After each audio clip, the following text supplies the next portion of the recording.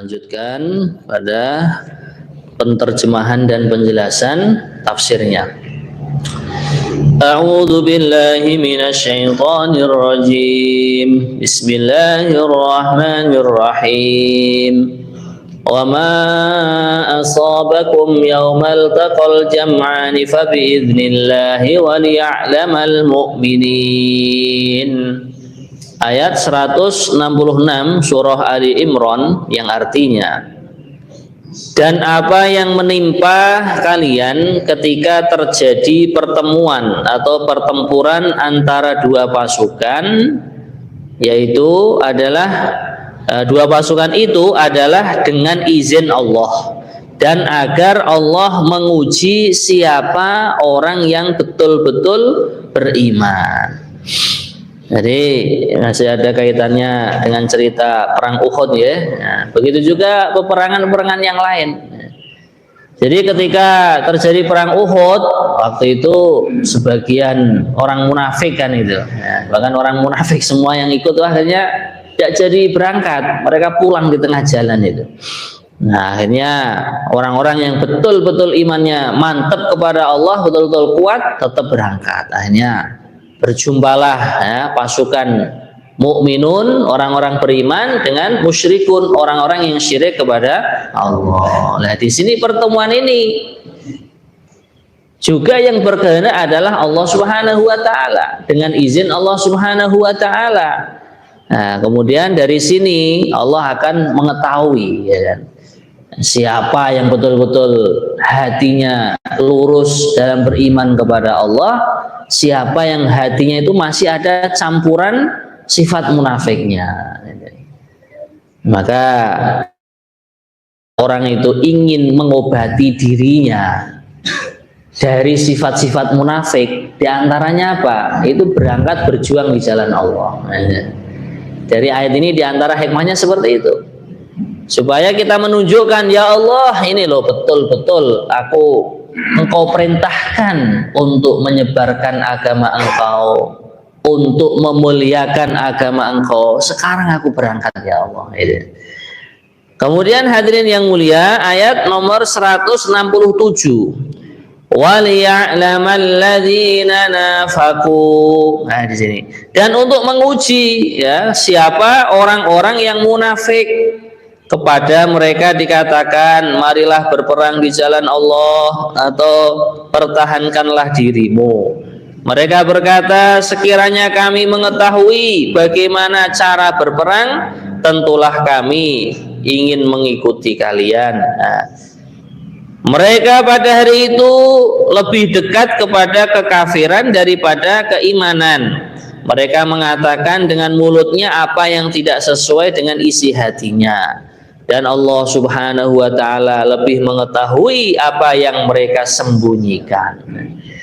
Jadi dengan kejadian perang Uhud, akhirnya orang-orang pun akhirnya pada tahu semua, oh ini yang betul-betul berangkat. Dari 1.000 kan 700 orang berangkat. Kemudian yang 300 di tengah jalan nyelintut tadi ya, pulang ya.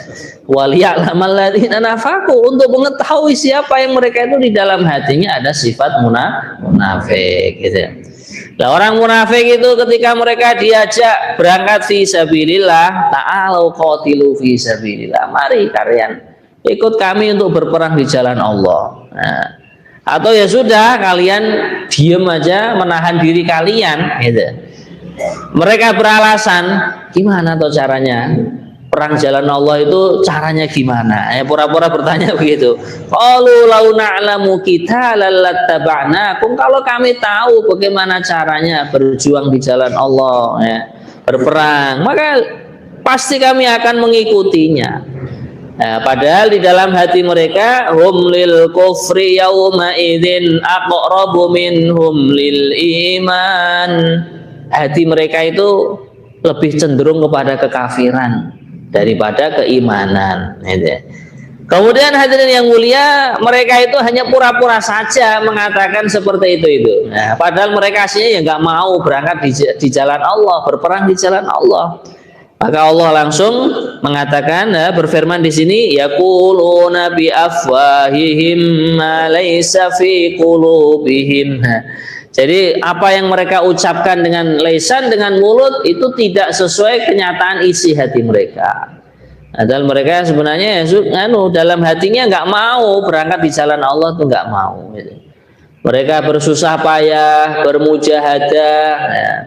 Istilahnya orang Jawa prihatin, prihatin kangge agamanipun Gusti Allah. Mereka nggak mau, orang-orang munafik itu. Nah, di sini Allah menjelaskan, wallahu a'lamu bima yaktumun. Allah lebih mengetahui dengan apa yang mereka sembunyikan dalam hati. Tapi di sini kita tidak boleh mengatakan, oh kamu munafik, kamu ini tidak boleh. Nah, tetap kita berhusnudzon kepada Allah Subhanahu wa Ta'ala, berhusnudzon kepada hamba-hambanya. Oh, ini diajak keluar 3 hari, mungkin beliau belum siap 3 hari, tapi 4 bulan malah siap ini. Nah, mungkin 3 hari terlalu sedikit, masih mau persiapan ini. Nah, ini masih mempersiapkan bekalnya, persiapan keluarganya. Nanti kalau diajak 40 hari atau 4 bulan malah lebih siap lagi. Nah, sehingga kita selalu berbaik sangka atau husnudzon kepada hamba-hamba Allah, insyaallah ya. Nah, kemudian hadirin yang dirahmati Allah Subhanahu wa taala, orang munafik di situ diterangkan, ya, alladzina qalu li ikhwanihim wa qa'adu lau ata'una ma qutilu. Ayat nomor 168 yang artinya, mereka itu adalah orang-orang yang berkata kepada saudara-saudaranya dan mereka tidak turut pergi berperang. Sekiranya mereka mengikuti kita, tentulah mereka tidak terbunuh. Katakanlah, cegahlah kematian itu dari dirimu jika kalian atau kamu orang yang benar.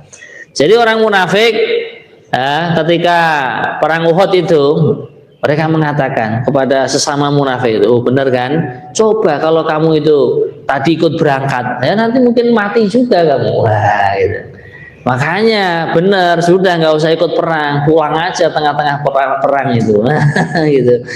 Nah ini kadang orang itu gembosi, ya istilahnya kita kan apa? Gembosi. Orang mau berjuang di jalan Allah, lah kok malah digembosi. Ya ini jangan-jangan di dalam hatinya ada gudiknya. Gudiknya itu sifat munafik tadi. Kalau ada orang mau berjuang di jalan Allah, kita kok belum bisa berangkat, kita semangati. Nah, kalau dirinya belum bisa berangkat, sangunya boleh diberangkatkan. Allah. Nah inilah sifat para sahabat seperti itu. Sahabat-sahabat yang ada uzur, tidak berangkat di jalan Allah, membantu saudara-saudara yang lain dengan perbekalan-perbekalan semampunya. Dulu Sayyidina Utsman ibnu Affan, dalam riwayat Imam Bukhari, beliau akan keluar di jalan Allah dalam perang Badar. Nah, kemudian waktu itu istri beliau sedang sakit. Istri beliau itu kan putrinya Rasulullah, Maka baginda Nabi Muhammad SAW menjelaskan, wahai Utsman, jihad kamu, berjuang kamu adalah merawat istrimu. Nah, akhirnya beliau tidak ikut dalam perang Badar. Akan tetapi beliau sudah terhitung sahabat yang ikut. Tetap beliau masuk pada golongan Ashabul Badar, sahabat-sahabat yang mengikuti perang Badar, karena beliau ada niat yang sungguh-sungguh. Nah, karena ada udzur, kemudian diputuskan oleh baginda Nabi untuk tetap di rumah untuk merawat istrinya. Nah, maka disinilah hadirin yang mulia, tertib-tertib orang berjuang di jalan Allah itu sudah ada aturannya, sudah ada contohnya dalam kehidupan Nabi dan para sahabat radhiyallahu anhum ajmain. Ya, tinggal kita pandai-pandai dan rajin-rajin baca sejarah, ya. Oh, tertibnya seperti ini. Dulu hikmahnya sahabat mengerjakannya seperti ini. Nah, penataannya seperti itu. Sehingga kalau kita mau mengikuti jejak dan langkah para sahabat, kita juga insya Allah biidznillah mendapatkan gelar radhiyallahu anhum. Karena dalam ayatnya walladzina tabauhum biihsan, dan orang-orang yang mengikuti para sahabat dengan baik, gitu. Nah, dengan baik itu dengan tertib yang dulu dikerjakan para sahabat. Nah, kita usahakan semaksimal mungkin. Nah, kalau belum bisa mengusahakan, ya kita beristighfar kepada Allah. Kemudian hadirin yang mulia, Allah Subhanahu wa taala berfirman, "Qul fadra'u an anfusikumul mauta in kuntum shadiqin." Gitu. Orang-orang munafik yang mengatakan seperti itu loh, kalau kalian ikut perang pasti akan mati, gitu. Nah, kalau kalian di rumah nggak jadi perang kan hidup kan, akhirnya disangkal oleh Allah Subhanahu wa taala dalam firman ini. Ya kalau memang kamu bisa menyangkal kematian, sangkalah kematian itu, tolaklah kematian. Nah, kalau memang kamu bisa, toh nyatanya tidak bisa. Orang yang di rumah pun kalau sudah tiba ajalnya, sudah dijemput malaikat Israel, mau nggak mau juga berangkat meninggalkan dunia, ya, nah, berangkat meninggal dunia. Berangkat ke akhirat, meninggalkan dunia. Maka ada seorang penyair itu mengatakan, illam tamut bis sayfi tamut bi ghairihi ta'addadatil asbabu wal mautu wahidu. Kalau kamu kematian kamu kok bukan di jalan Allah, bukan dalam jalan kebaikan, ya kamu akan mati juga. Nah, ta'addadatil asbabu, asbab kematian tuh banyak, gitu. Karena kecelakaan, karena kepleset, gitu, karena serangan jantung, karena mual di perutnya juga bisa, banyaklah asbab kematian itu. Akan tetapi yang namanya kematian ya satu, ya mati itu, gitu.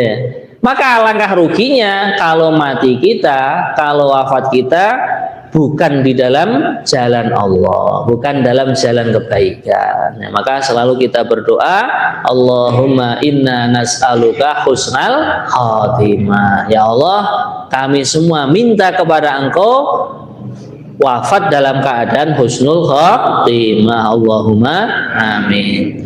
Kemudian hadirin yang mulia, orang-orang yang diolok-olok oleh orang munafik, yaitu para sahabat yang gugur di jalan Allah, yang wafat syahid dalam jalan Allah, Allah bela di sini. Wala tahsabanna alladhina qutilu fi sabilillahi amwata bal ahya'un 'inda rabbihim yurzaqun.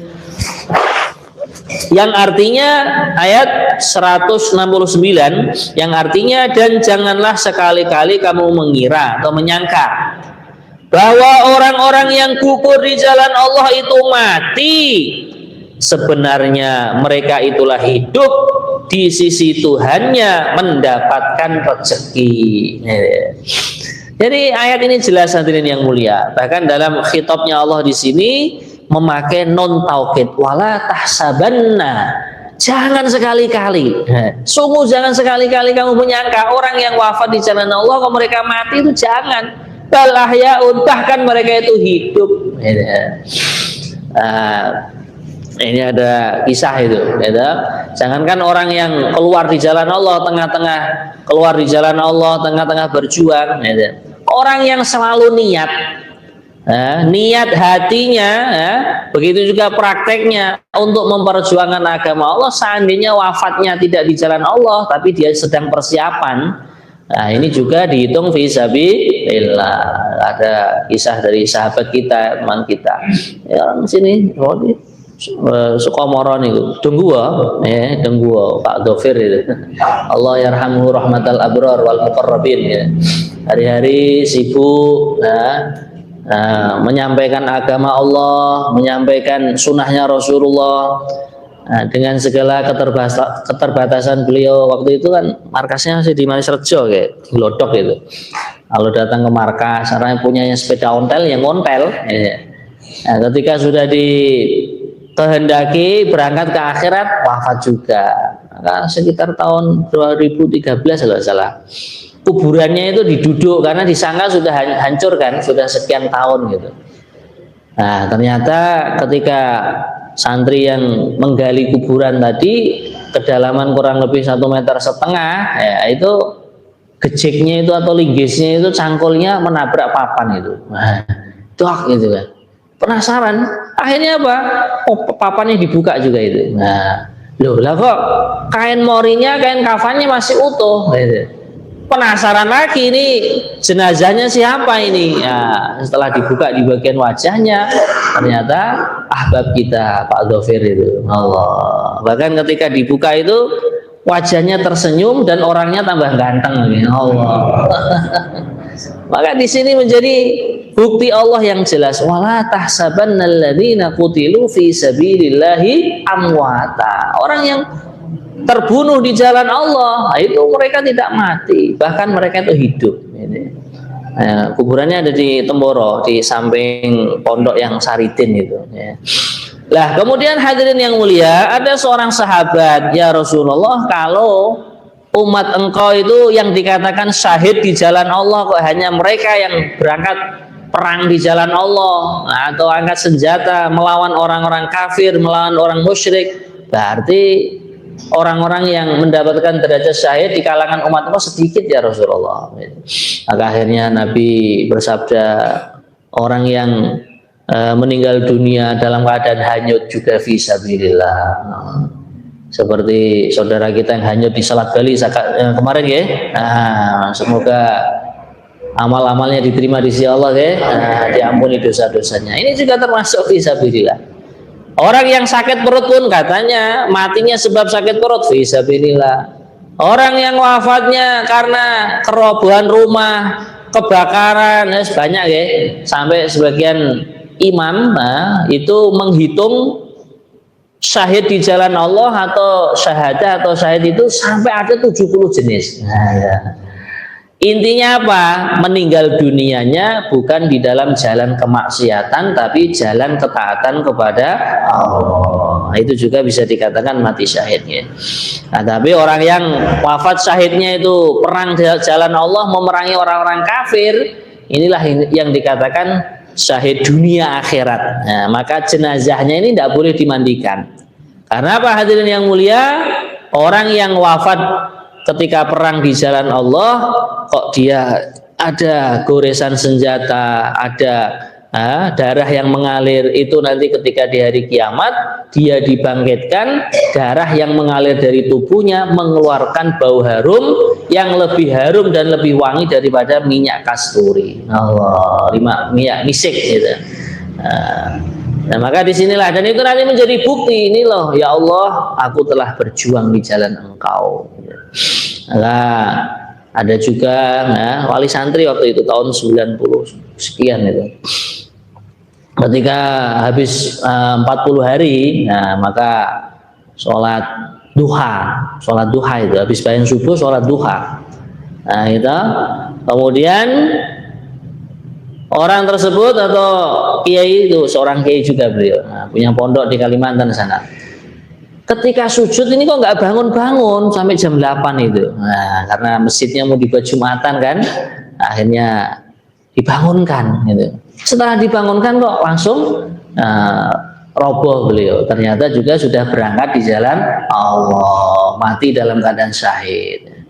Wafatnya setelah berjuang di jalan Allah, di tengah-tengah sujud, bahkan di hari Jumat. Allah, itulah meninggal dunia, wafat yang kita rindukan, insya Allah ya.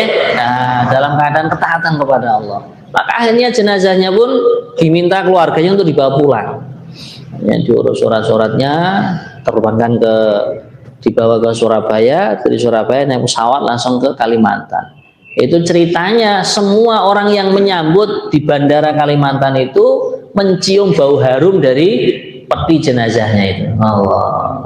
Disinilah bukti yang jelas, wala tahsabannal ladzina qutilu fi sabilillahi amwata.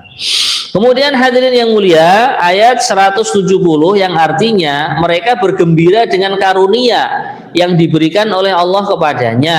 dan bergembira hati atau bergirang hati terhadap orang-orang yang masih tinggal di belakang yang belum menyusul mereka, bahwa tidak ada rasa takut pada mereka dan mereka tidak bersedih hati. Jadi orang-orang yang syahid di jalan Allah, farihina, mereka gembira bima atahumullahu min fadli, dengan apa yang Allah anugerahkan kepadanya gitu. Bahkan mereka pun merasa gembira, orang-orang yang akan menyusul. Nanti kalian juga kalau berjuang di jalan Allah, menyusul, meninggal di jalan Allah, ya akan mendapatkan nikmat yang sama seperti ini gitu. Nah, inilah sifatnya orang iman ya. Kemudian orang yang diberikan wafat dalam keadaan syahid, dalam kuburannya la khaufun alaihim wala hum yahzanun. Mereka nggak takut sama sekali. Didatangi yang namanya malaikat mungkar dan nakir, nggak takut, malah mereka itu tenang, gitu, gembira, gitu. Makanya orang yang ingin mati dalam keadaan enak, gitu, orang yang ingin meninggalnya mendapatkan anugerah surga dari Allah, tapi amalannya itu nggak cukup. Apa dia punya orang dalam sana? Makanya perlu dipersiapkan, semuanya perlu dipersiapkan. Imannya, persiapkan amalnya, persiapan akhlaknya juga. Dengan harapan semuanya itu menjadi bekal yang dibawa ke negeri akhirat, sehingga ketika dijumpai malaikat mungkar dan nakir, la khaufun alaihim wala hum yahzanun. Kemudian ayat 171, mereka bergirang hati, ya, bergembira ria dengan nikmat dan karunia dari Allah, dan sungguh Allah tidak menyia-nyiakan pahala orang-orang yang beriman. Makanya orang yang fi sabilillah, wafatnya dalam keadaan fi sabilillah, Masya Allah, ternyata di kuburan itu dibentangkan permadani, karpet yang indah dari surga. Kemudian di dalam kuburannya diberikan bunga-bunga, harum-haruman yang wangi, bahkan buah-buahan yang segar pun itu tumbuh di dalam kuburannya. Allahumma amin. Makanya kita niatkan semua sisa-sisa umur kita sudah kita niatkan untuk berjuang di jalan Allah. Insyaallah ya. Kemudian hadirin yang mulia, Allah tidak menyia-nyiakan pahala orang-orang yang beriman. Orang beriman itu siapa? Di antaranya ini disifati di ayat nomor 172, yaitu orang-orang yang mentaati perintah Allah dan Rasulnya. Setelah mereka mendapatkan luka dalam perang Uhud, orang-orang yang berbuat kebajikan dan bertakwa di antara mereka mendapatkan pahala yang sangat besar. Ini. Jadi sifatnya orang beriman, mereka selalu taat kepada Allah. Apa yang Allah perintahkan, apa yang Allah instruksikan, mereka mengatakan sami'na wa ata'na. Bahkan lebih daripada itu, sahabat yang kena luka ketika perang Uhud diajak lagi perang oleh baginda Nabi setelahnya, mengatakan siap. Kalau kita ini dakwahnya ini kan nggak kena luka, dakwahnya kita kena apa, satu lengser ayam panggang, Allah gitu. Kita dakwahnya itikaf di masjid, ada yang ngantar gula, kopi, teh gitu, komplit itu buah-buahannya, la ilaha illallah. Iwa semonten kok diajak berangkat mulai kok terus angel nih kok. Nah, maka di sini kita belajar, ya, belajar.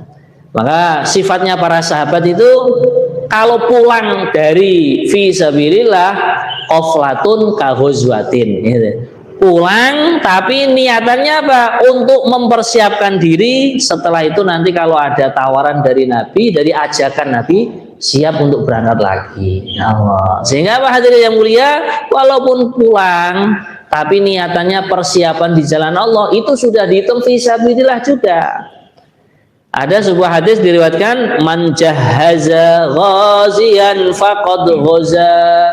Barang siapa yang dia ini mempersiapkan orang yang akan berperang di jalan Allah, berdakwah di jalan Allah, persiapannya itu sudah dihitung fi sabilillah juga. Nah, itu sebenarnya istilahnya apa? Kita makomi ya, pulang ke rumah, pulang ke kampung, persiapan, nata perbekalannya, mempersiapkan teman-teman yang di masjidnya, ya, mempersiapkan semuanya lah. Itu juga dihitung fisabilillah. Jadi walaupun kelihatannya pergi ke sawah, pergi ke pasar, pergi ke toko, ke tempat pekerjaannya, tapi niatannya tadi loh, ya Allah, aku berangkat ke sawah, ke toko, ke kantor, ke lahan pekerjaan, ini niatanku adalah untuk persiapan fisabilillah. Nah, sehingga bekal-bekalnya didapatkan, nah, ditabung, nah, untuk mempersiapkan perjuangan-perjuangan yang setelahnya. Nah, sehingga apa? Seluruh hidup kita, baik ketika berangkat ataupun di rumah, semuanya terhitung fisabilillah. Insyaallah, ya. Nah, kemudian hadirin yang mulia, ayat yang nomor 172 3, ya, yaitu orang-orang yang mentaati Allah dan Rasul. Nah, ini sudah, ya, 173, benar, ya. Mengatakan kepadanya, orang-orang Quraisy telah mengumpulkan pasukan untuk menyerang kalian. Karena itu takutlah kepada mereka.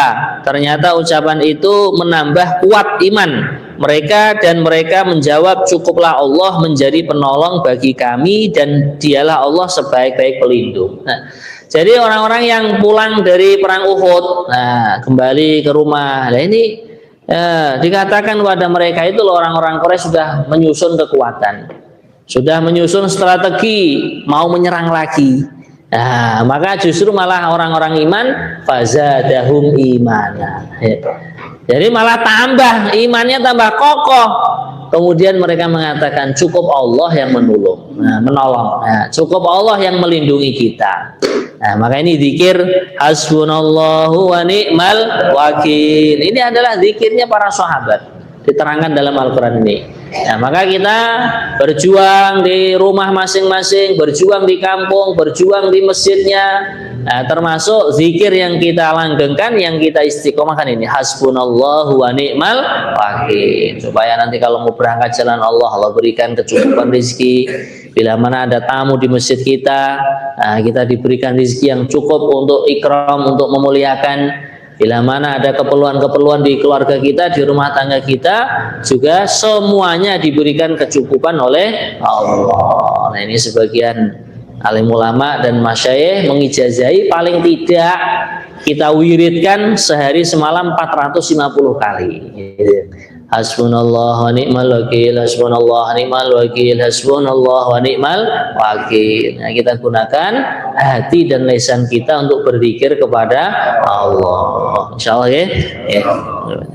Alhamdulillah, telah tadi sampaikan fadilahnya kita keluar jalan Allah. Bagi teman-teman yang ingin belajar 3 hari, bisa menghubungi kami. Tidak jadi melarati karena santri grup mungkin 100.000 selesai. Tapi fadilahnya luar biasa. Oke, selanjutnya pertanyaan ibu-ibu untuk 2 pertanyaan pertama. Ya, ada. Assalamualaikum warahmatullahi wabarakatuh. Waalaikumsalam. Mau tanya saya, hidup umur yang berkah, mohon dijelaskan dan diberitahu waktunya. Itu saya terima kasih atas jawabannya. Assalamualaikum warahmatullahi wabarakatuh. Waalaikumsalam. Terima kasih atas pertanyaan ibu-ibu.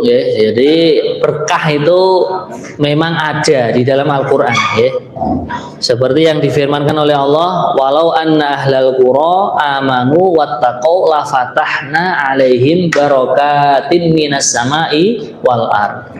Sungguh seandainya penduduk suatu desa mereka beriman dan bertakwa kepada Allah, sungguh aku Allah akan membukakan kepada mereka berkah-berkah. Barakatin minas sama'i wal ard, berkah-berkah dari langit dan dari bumi. Nah, disinilah berkah itu ya bila mana merujuknya kepada 2 hal itu, iman dan takwa kepada Allah. Umur yang barokah, ya umur yang digunakan untuk taat kepada Allah. Contoh-contohnya banyak gitu.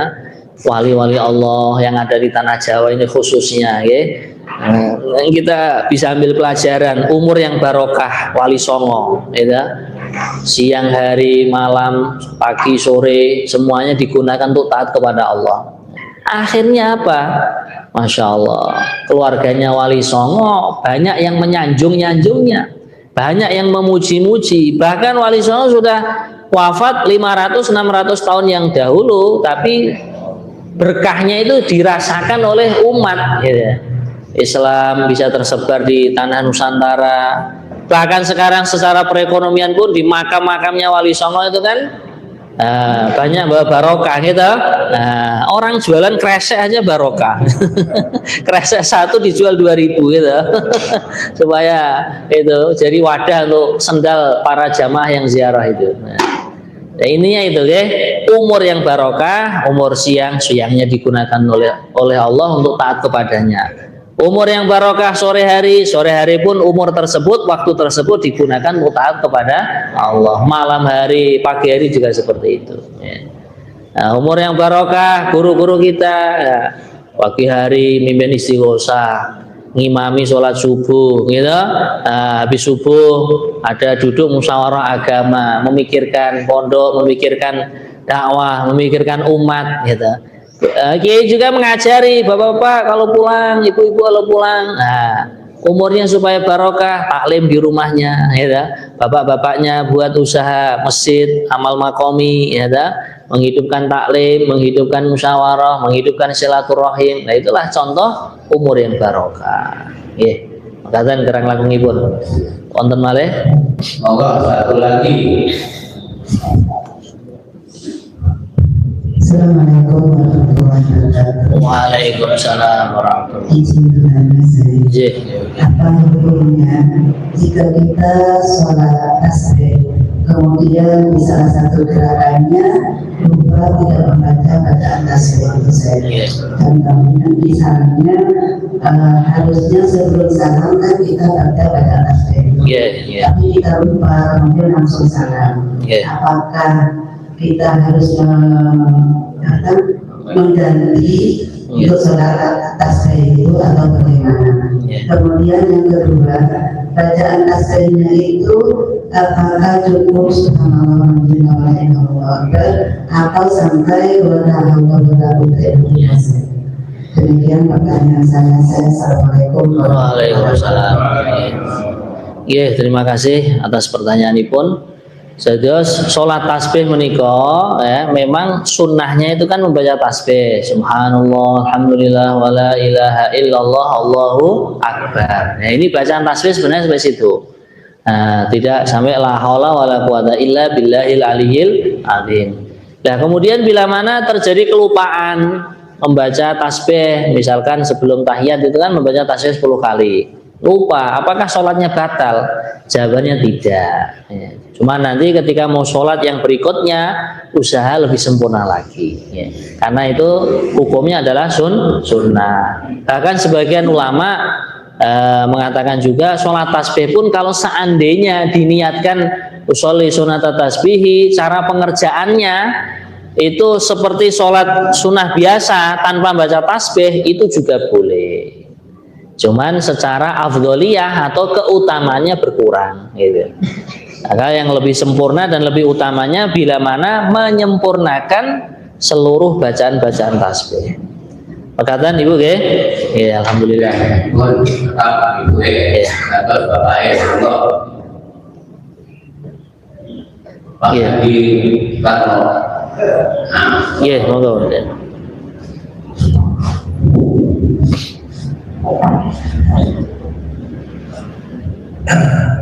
Assalamualaikum warahmatullahi wabarakatuh.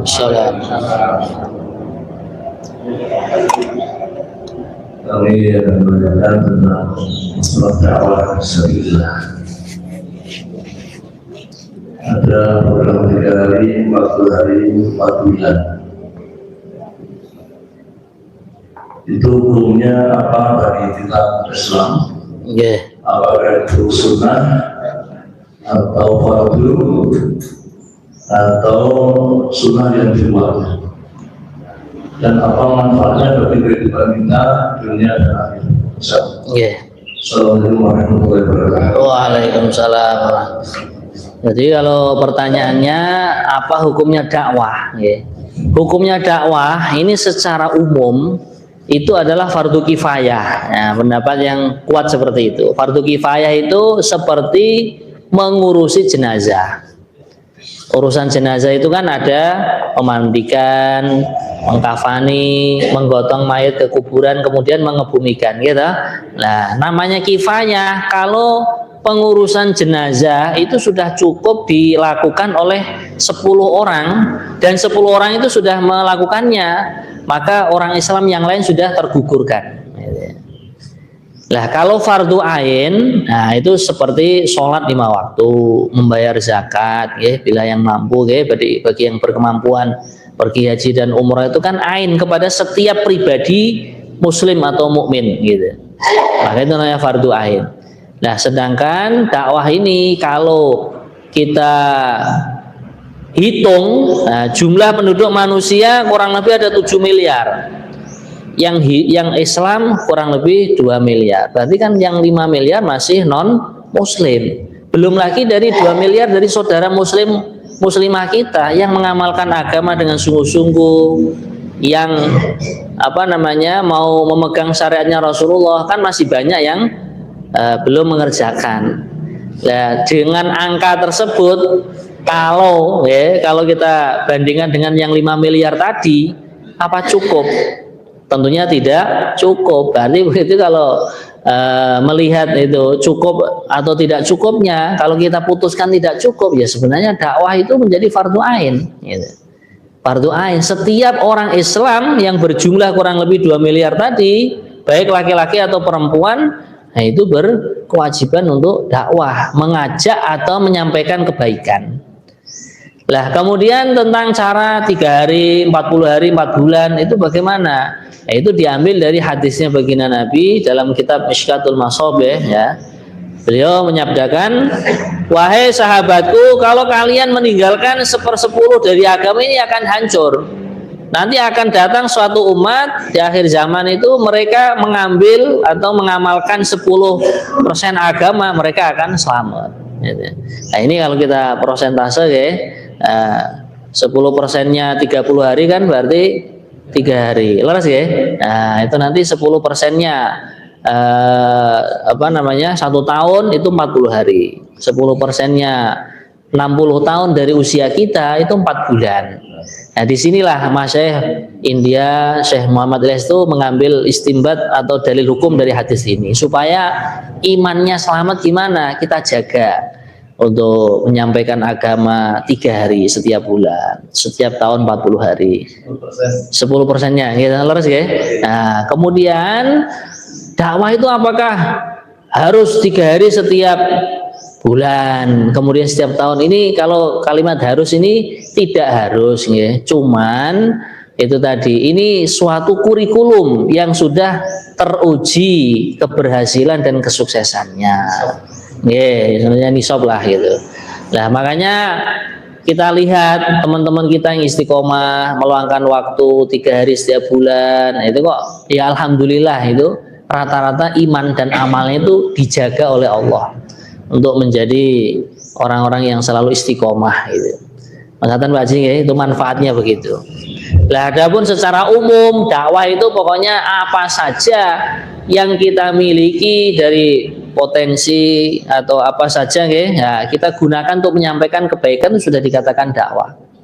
Dengan gak ada HP, nanti ada pengajian, ayo menyebarkan ke grup-grupnya, mengajak ngaji juga dakwah. Nah, jenengan dados Pak Guru, dados Bu Guru, itu menyampaikan usaha agama, menyampaikan kebaikan di sekolahannya, itu juga dakwah. Mungkin di tempat kita banyak persilatan, gitu. Anak-anak sebelum latihan kita beri bimbingan rohani dulu dengan taklim misalkan, ya, itu juga dakwah, gitu. Bahkan gugai anake, gugai putune kangge salat subuh niku nggih dakwah. intinya mengajak kepada kebaikan. Nah, nanti mengajak kebaikan ada tata caranya. Ud'u ila sabili rabbika bil hikmati wal mau'idotil hasanah. Ajaklah orang-orang itu untuk taat kepada Allah bil hikmah, dengan lemah lembut, dengan bijaksana. Masya Allah, ini kok diajak ke masjid kok berat sekali. Nah, coba kalau disangoni, ya insya Allah. Ini orang kok masjid saya kok sepi, coba masjidnya tuh diadakan makan siang bareng-bareng. Allah, insya Allah nanti jadi rame itu. Ini yang sholat Jumatan kok sedikit sekali, disiasati. Habis sholat Jumatan dielangkan ada makan bareng. Allah, sate gulai, ya Allah. Nah, malah mangke nak mantuk diberkati. Allah, Pak niki mangke disampaikan teng keluargane nggih. Mangke Jumat ngajeng katuran Jumatan meleh teng masjid kula. Masyaallah. Niku gitu. Bil hikmah nggih. Ngoten Pak Ji nggih. Jadi kalau keluar tidak harus 3 hari. 10 hari boleh. 10 hari boleh. Lah itu nggih, terus kok 10 hari itu gimana ya? Jadi masyayikh kita, guru-guru kita itu membuat suatu riset atau penelitian lah. Nah, ini kalau kita keluarnya 3 hari, ini istilahnya kekuatannya itu baru untuk menjaga iman kita. Lah, untuk merubah atau menjadi asbab perubahan untuk orang lain, ditingkatkan pengorbanan. Nah, yang hasilnya 3 hari menjadi 10 hari. Kalau 10 hari berturut-turut kok tidak bisa, ya boleh minggu pertama 3 hari, minggu kedua, ketiga. Nah, akhirnya kita kan banyak ngopeni umat lah ini, banyak tersampaikan agama kepada umat ini. Setiap harinya bukan hanya 2,5 jam, tapi sampai 8 jam. Nah, tahapannya dinaikkan. Nah, dari 2,5 jam sudah istiqomah jadi 4 jam, 4 jam sudah istiqomah jadi 8 jam. Cara mengaturnya bagaimana? 2,5 jam. Jam 4 sudah tahajud di masjid. Nah, jam 4 sampai jam 5 kan 1 jam. Gitu. Jam 5 sampai jam 6, nah, sudah 2 jam gitu. Nah, nanti setengah jamnya bisa asar atau habis maghrib 2,5 jam. Kalau mampu lagi sudah istiqomah 2 jam habis mulai tahajud sampai isyraq. Nanti asar maghrib isya di masjid. Nah, terus pokoknya ngelutek madosi tiang supados sarang-sarang makmur ke masjid Allah dari jam 3 ke asar 3, 4, 5, 6, 7, 8 ya, sampai jam 8 kan sudah banyak itu ya. 4, 5, 6, 7, 8 sudah 5 jam. 5 jam tambah subuhnya tadi 2 jam sudah 7 jam. Nah, terus yang 1 jamnya taklim di rumah. Nah, dakwah kepada keluarganya sendiri. Akhirnya komplit 8 jam. Wah, Pak, teng Jawi niku menawi badhe magrib niku enten slametan, enten undangan, mboten napa-napa. Berangkatnya undangan saking masjid. Nah, niatnya ndugeni undangan kalian dakwah. Ya, akhirnya jadi indah agama itu.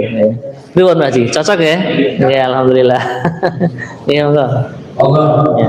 Satu pertanyaan lagi. Ya. Oke, niki. Pak Yahya. Ayo, monggo macam. Pak Yahya ini profesinya tukang cukur, kalau kita ke sana gratis.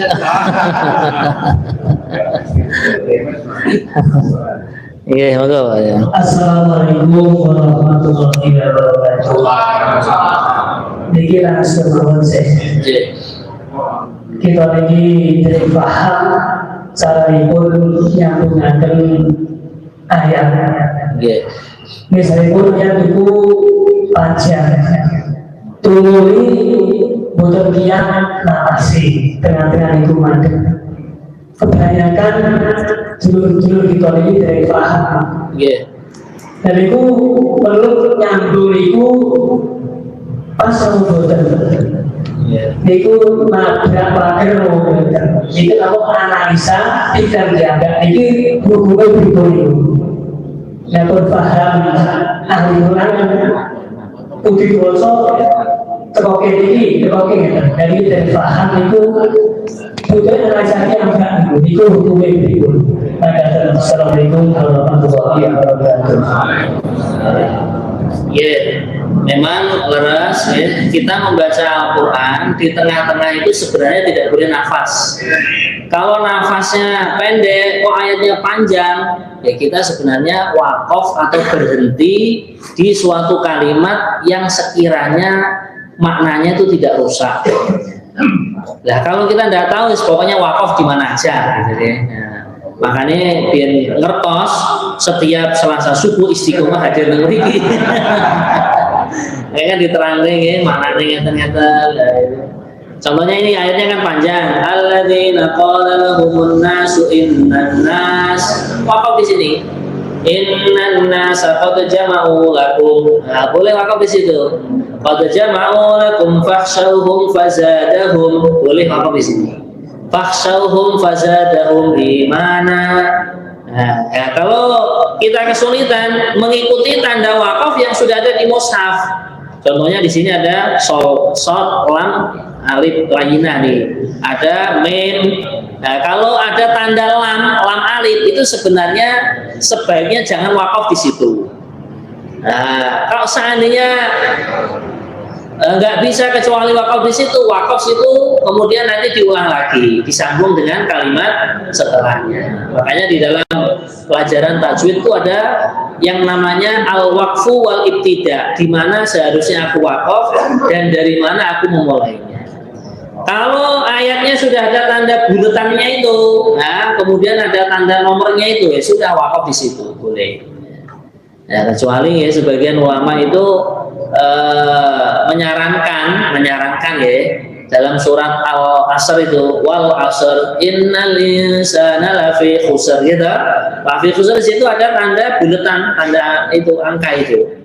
Nah, cuman kalau wakaf di situ itu kefahamannya gini, sungguh semua manusia dalam kerugian. Nah, akhirnya kan menjadikan kesan orang iman pun jadi dalam rugi, orang Islam juga rugi. Nah, maka diteruskan ayatnya illal ladzina amanu, kecuali orang-orang beriman. Ya. Mereka nggak rugi. Maka sebagian ulama jangan berhenti di lafi khusrin, tapi dilanjutkan illal ladzina amanu. Kalau nggak kuat berhenti di situ, nanti diulang lagi. Illal ladzina amanu wa 'amilus sholihati wa tawashaw bil haqq wa tawashaw bis sabr. Kata Pak ya? Pokoknya kalau baca Al-Qur'an kok nafasnya pendek, berhenti di tempat yang sekiranya nafas kita cukup. Nanti diulang satu kalimat, dua kalimat sebelumnya. Kaidahnya kurang lebihnya seperti itu. Nggih, cekap Pak. Kalau ini saya nyolong nafas itu bisa. Iya, termasuk nggak boleh Mas. Nggak boleh. Ya, jadi kalau nggak kuat ya sudah berhenti. Gitu. Kelihatan ya. Berhenti di kalimat manapun sesuai kecukupan nafas kita. Nanti baru diulang dari satu kalimat, dua kalimat sebelum tempat berhenti itu. Oke, cakap ya. Kita baca doa kafaratul majlis. Assalamualaikum warahmatullahi wabarakatuh.